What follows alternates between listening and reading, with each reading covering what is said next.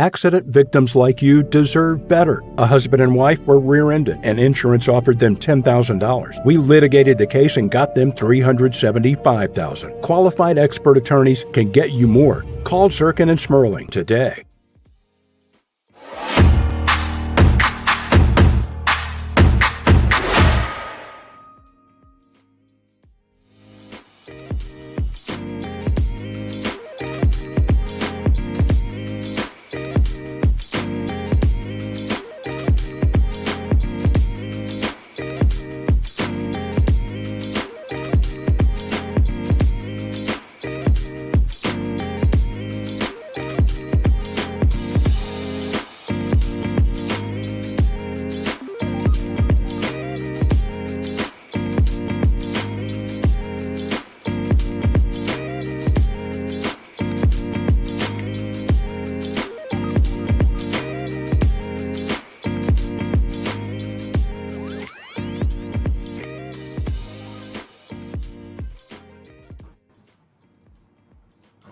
Good evening, Baltimore City. This is City Voters Live Podcast, and I'm your host, Desmond Stenney, back for episode 20. And as you can see next to me tonight, we have a very special guest in the house tonight with former mayor and current candidate for mayor, Miss Sheila Dixon. How you doing this evening? I'm good. How are you? I'm doing fantastic. Obviously, today is a little heavy, given the circumstances around what took place last night. When I went to bed and saw the tweet about it, I thought it was, some type of either a hoax or much less serious than it was what I woke up to. But I'm sure you've had a busy day. Yeah, well, actually, I know someone in the fire department, and they called me like 2:30 in the morning. Mm-hmm. 3, I picked up. They text me, and I saw on the news. So I actually was up since 4. It's a dramatic incident, and I understand that they have pronounced the 6 individuals as being deceased. Now it is recovery, and that's the only thing that's been on probably all of our minds all day today. Of course. And praying for the family. Absolutely. Pray that they can recover the 6 individuals, and then it's about healing and about getting things moving back with the port and finding out all the issues and what happened, because everybody's got to do an analysis that they say might take a year to 2 years. Yeah. And I know those individuals that are on the ship that was headed back to Singapore, was it? Or I think it was held out of Singapore, but I think they were headed towards Sri Lanka, from what I understood. Right. I can't imagine how they're feeling right now either. Yeah, I mean, obviously, everyone's going to be impacted. For the ships that were still in port, can't get out of port. Those at sea can't get in. The ramifications of this is going to be, pretty far reaching. But as you said, and rightfully so, right now, our hearts are with those who remain unaccounted for, and for those that are, confirmed that we've lost. And, I haven't seen anything, quite like, you look at it, you look at it, it looks like a movie. Right. It happens so fast. Right. And we just have great first responders that have just really have hung in there across the state, because they come from all over. Right.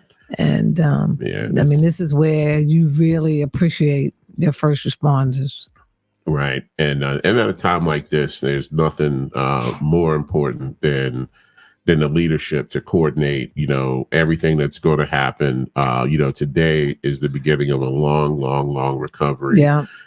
It's going to expand, multiple years. And as we, got together tonight to talk about leadership, and, it's going to be ever more important that we have strong organizational skills and folks that can lead us through, the challenges that we're going to be facing, definitely over the years to come. I mean, this is federal, and thank God that the president has committed to making sure that the federal government is going to cover the costs and work with the state and the local jurisdictions, the city and the county. Right. I mean, that's going to be imperative. It's going to be This is a major, major undertaking, and we need people at all levels to really move forward and bringing back, making everything whole as much as possible, because it's a lot of pain. Those individuals that are lost, that have died. One of the gentlemen who was on the earlier shift who had left, those were his friends, from Mexico, I think Honduras, several countries, and they worked to take money back, to send money to their families. And you could tell the pain that he was feeling. I can imagine. Can only imagine. And, as we've heard all day, Baltimore is one of the most resilient places you can find on the planet. I have no doubt in how we will, meet the challenges that are ahead of us. But, as we started off today, it's just a heavy day. Yes, it is. Right. But so let's get down to it. We've got what, 57 or so days, to the primary coming up, and I remember quite vividly, the expression, the look on your face at the end of the 2020 race, and it definitely looked like that might have been it, but. Talk to us a little bit about, obviously you see things right after they happen, the emotions are raw and everything like that. But what was it that kind of changed your mind, changed your heart about 2024 and gearing up and mustering up that energy to put out another fight? Oh, I was genuine about 2020, not getting back into this rat race, but over the last several years, I actually was trying to advise and work with the current administration. And Mayor Scott listened to a lot of recommendations that I've made over the years, particularly with former Deputy Commissioner Boxell being his deputy, his deputy mayor of public safety, and some other recommendations. But I also saw that, and even though I know we've gone through COVID, and I always tell the story of the county exec from Baltimore County, I was part of a commission that he created to fix his procurement system. And so for 2 years, we, by Zoom, virtually, worked and changed the procurement system for Baltimore County. And the system that they're operating under now is based on, and people can go online, those commissioners. So I don't believe we could just use COVID as the excuse to not keep things moving and still have things operating. And it's unfortunate because I have to deal with the city with my clients, and it became very frustrating that the accountability, and I think people within city government, particularly at leadership level, management level, we lost a sense of who people work for, the taxpayers, and being accountable and being transparent and providing the kind of quality services that all of us deserve, particularly as property owners, if it's a business or individuals. And I just don't see that, and I haven't seen it. No, I understand. And as a constituent, I certainly share your frustration. And we started to show off, like I said, with heavy thoughts on our minds. So I didn't get a chance to properly thank you and welcome you to Baltimore City Live Podcast. I really appreciate you taking the opportunity and the time to spend with us this evening. We're not media. I'm a constituent. I'll be a constituent. I've been a constituent. But we are a group of very active voters in the city. And to the extent that we can, we try to bring as much information to right to their front door in the group. And that's great. And this is, we need that. as much as we can do that. It says it's all volunteer, and so it's a laid back environment. Feel free. If you need to eat. If you need to drink. There's nothing. This is not an interview with the media personality. So this is a conversation with some of your constituents and some of them watching.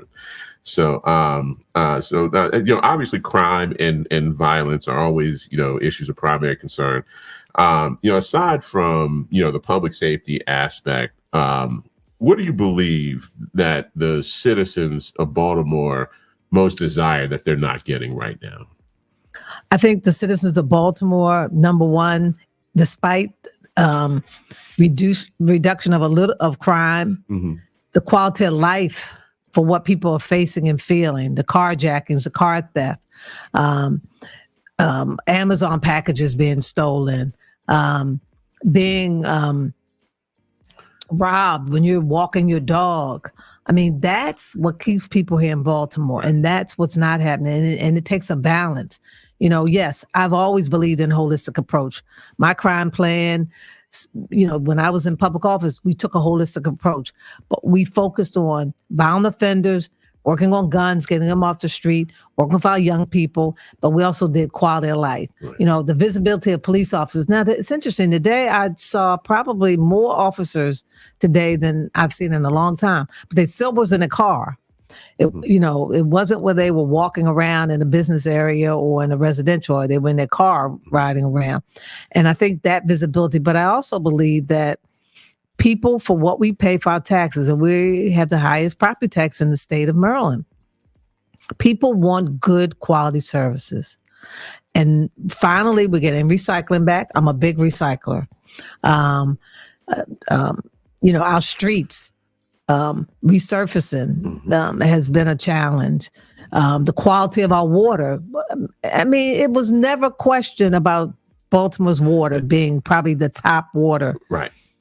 And the fact that we've had these issues. Mm-hmm. And then for me, it's also about education and creating the kind of communities that will strengthen our neighborhoods in our city.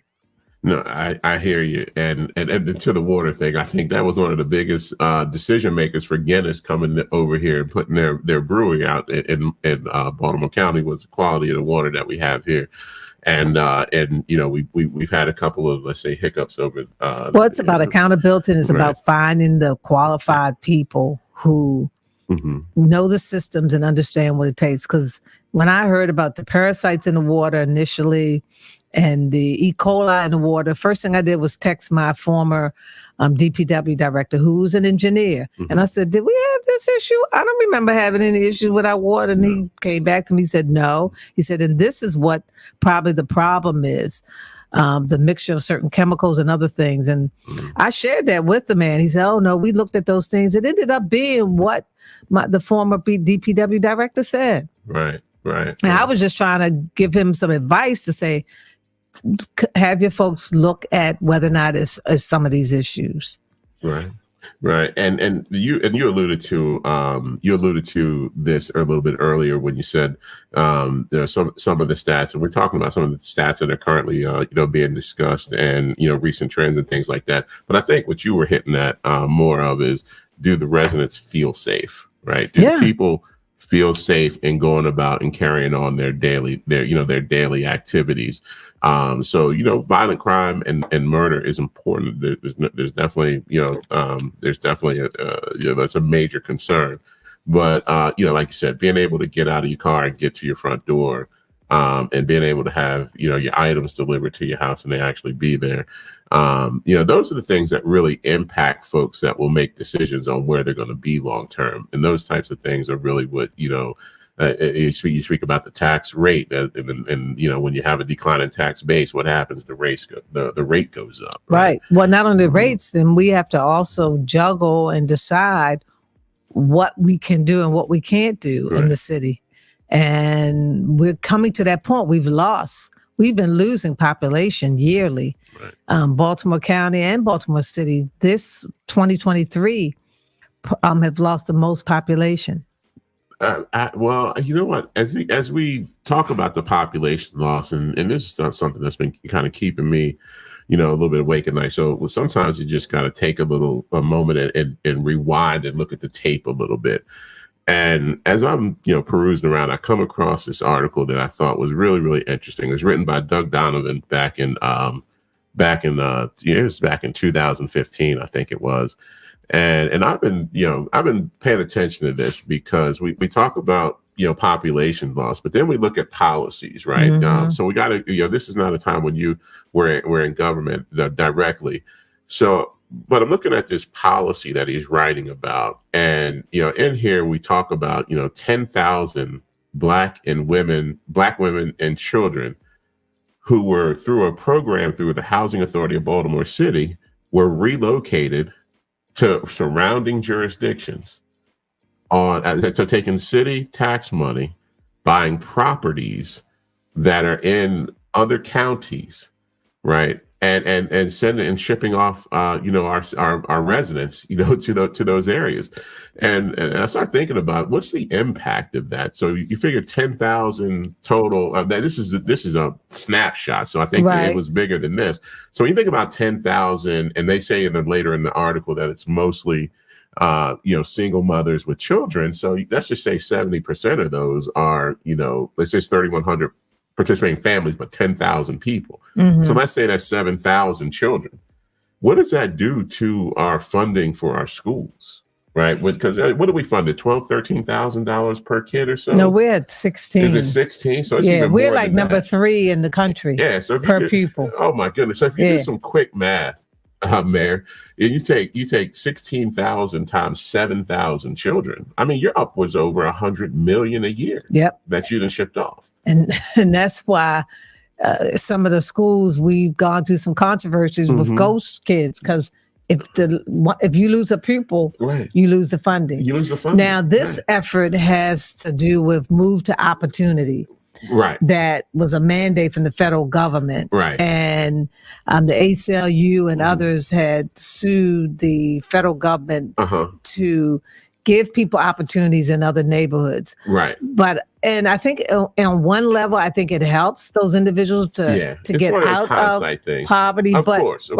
But on the flip side, we've lost middle class families to Baltimore City. Right. African American, Jewish and others who've left because they want a better education for their children. Better education. They can't necessarily afford the private schools here in the city. Right. And what I'm looking at though is I'd love to kind of follow up something like this to see if the poverty end of this was actually taken care of. Right. So are those people still in poverty, but just in other locations? That's a good question. Right. Or because all we're dealing with then is concentration. Right. Now that's a good question. But on the flip side, when we did the East Baltimore Development Project with Hopkins and Casey Foundation, and we had to relocate individuals, but we had to make them whole. Right. We added additional incentive, particularly if their homes were taken to use to redevelop. And of course, you want them to come back. Yeah. But in a lot of those cases, people have done better leaving. Who were able to take advantage of that. So, but that's a good point to do better here. I agree. No, I agree. Send them out Washington. Send them to Roland Park. They've got to send them all the way to Howard County. Well, but on the flip side, people didn't want them necessarily at Mount Washington and Roland Park. I remember that. Some families did move to Northeast. Right. And in some of those areas, it's really challenging there. Yeah. But that's a good question. What's their lives like in Baltimore County or Howard County now as a result of that? Yeah. Well, I mean, we've been talking. There's a lot of talk right now as far as the housing shortages that we're facing in Maryland. I mean, it sounds like it's reaching crisis. We don't have a housing shortage in Baltimore City. Yeah, that's what I'm saying. We're number 3 or number 2. Is it number 2 or number 3 in the number of vacant properties in the city that we could create? We could create and develop some communities with our housing. Okay. Well, I mean, so as far as the housing, situation and surrounding things, what would be your plan, to address, some of the housing issues. I mean, from a state level, but also how Baltimore can help fill in some of the gaps. What would you do? Well, actually, we released our vacant housing plan last week. Okay. And in that plan, we talk about creating a neighborhood authority where we have a lot of plans that communities have done that are sitting on a shelf and planning department. In some areas, we want to create, and we want to, first of all, create the authority, the neighborhood authority, put the land bank within that so we can streamline the process in order to get access to properties that currently we can't get as quickly as we'd like to. Right. But look at how we can create some communities that have amenities. Some areas you want to eliminate and demo properties, but you're going to then create some new and create smaller communities. In other areas, renovating several blocks of houses, but you want to make sure that in doing that, you have a plan where it comes from the community. And then you also want to incorporate those amenities that are needed, just like what's happened in Canton and Federal Hill and in Fells Point in those areas. You need those amenities when you develop those neighborhoods and communities. And then you want to leverage it. You want to get support from banks and other financial institutions that are going to assist in recreating those communities. But I would encourage people to go onto our website, Sheila Dixon for Baltimore, and take a look at. It's a very comprehensive plan that we worked with a lot of people who are in the housing industry to help us in putting that together. And I know it can be effective and it can work. Excellent. What we'll do is make sure that is available to everybody in City Voters Live, because we'll go and grab it off of your website and we'll store it with the chat room of the episode that we're on right now. Great, appreciate it. Therefore, everybody will have access to it. Well, we're getting down to. I know you've had a long day, and I don't want to keep you, way past your people and kill me. But as far the race is coming down the pike. Like I said, we're down under 60 days. Oh, it's less than that. It's about 50, 49. Yeah, it's getting there. So, and all for all practical reasoning, it's coming down. Obviously, it's going to come down. Come down the wire. Come down the wire, and it looks like it's going to be a rematch. Of 2020.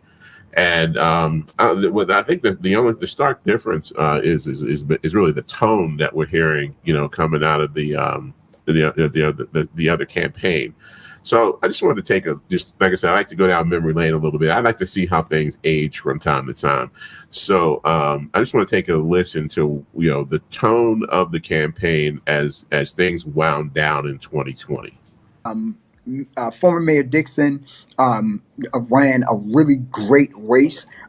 We did our best, particularly, and I want to make this very clear. I want to go on the record, and I'm going to shut up, and you can ask me any type of questions that you have. We said from day one, we were not going to disparage Mayor Dixon's name, period. I was not going to be a part of any campaign. That, of course, Mayor Dixon has the past that she has, but she is a Black woman first. Right. Yes. Sheila Dixon is our aunt. Right. She's our aunt. She's our aunt. She's our mother. She's somebody that is extremely, extremely tied to the community. And the one thing that we refused to do was disparage her name. People tried to get us to do it. People tried to make sure, that we drummed up all this stuff. We never did it because we knew kind of in the back of our hearts that we wanted to run a clean race. And I was campaign manager from 2020 for Brandon Scott, Marvin James, a wonderful guy. And I think that. And now he's a chief of staff and campaign manager. Is he campaign manager? Wow. Okay. It'd be nice. It feels like somebody else is in charge, because here's what we're getting now. Thank you for the question. I think this is a very important topic. First and foremost, Sheila talked about dysfunction and failed leadership in the city government for over 10 years. We all have to be reminded that actually started when she had to leave office.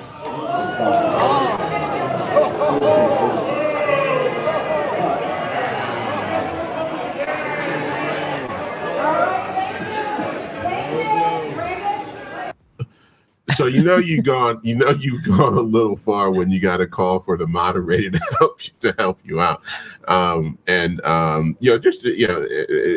obviously they're taking on a little bit of a different tenure, which is real lightly, what's your thoughts on how the campaign's going? So, for me, I always believe in providing facts and being truthful and transparent. I mean, I know I made some decisions that if I could have done differently, and if people knew all the stories around everything, which that'll be about 5 chapters in my book, right? Then their mouth would drop. But I mean, I think part of the challenge is that when individuals don't have that momentum, that's their only route is to go negative. I just believe in giving people the facts. I try not to be negative, but if you're saying something that I know is not correct, I want it to be factual so people can understand this is what the real process is. And that's understood. And I think that's kind of the same feeling I get when you change your tone because they were adamant about the direction that they were taking. And then that, you do that hard 180, it says a lot about where things are. And we'll leave it there on that subject if you don't mind. But, so like I said, it's been a long day. I know you got calls at 2:30 in the morning. Here we are hours and hours and hours later. And I just want to make sure you get, the proper rest this evening. And I just want to give you the last, maybe a minute or so, to you have the audience of the Baltimore City voters, whatever it is you want them to say or know about you and your campaign. Feel free to close out. Well, I appreciate it. And thank you for this opportunity. And, for people who don't know me, I've had multiple careers over the years. And I think having those opportunities, being a early childhood school teacher, teaching alternative ed, working with Head Start parents, getting in the international arena for 17 years, working with companies all over the state of Maryland, helping them to understand the benefits of trade and vice versa, being a mom, a parent, being a property owner and having the path to pay high property tax, but also Mayor Duburn's told me when I came on the council, when I was running, he said, whatever you do, learn city government. And I really took that to heart. I learned how the agencies operated. I learned the budget process. And I know what it takes, the accountability. Our employees need to know that they work for the taxpayers. But I also have great vision, and I also know how to bring people together from across the entire city. When you're citywide, you just can't pick and choose what communities you want to work with, even if they agree or disagree. For me, it's about how do we work together cohesively, with all of our ideas, because we're not going to always agree, but what can we do to move the city forward? And that's why I jumped back in the race. I have a philosophy. It's either 3 times as a charm or 3 strikes, I'm out. But I'm going to be good, whatever happens, because I'm committed to Baltimore.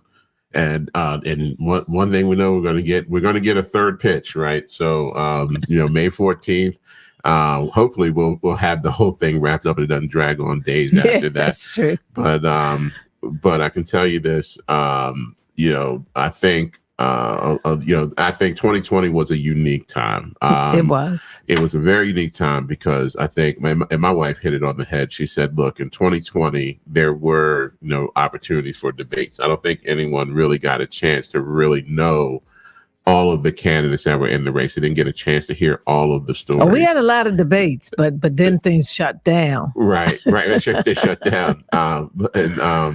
So it wasn't. So we're getting a full election cycle now, and I think, I think another important thing that you said there is a lot of times people don't know all the details of a situation, and it's really important that you kind of, make sure. And I'm as guilty as all of them of that. So, I look forward to seeing how this pans out over the next 55 or 54 days, whatever we have left. I wish you the best of luck on the campaign trail. And I just want to say again, I can't thank you enough for giving this little humble show the time and attention to come talk to the people that are members of Baltimore City voters and that watch this as non-members as well. We look forward to having you back another time, whenever you can. And Thank you. I appreciate it. Excellent. Thank you so much. And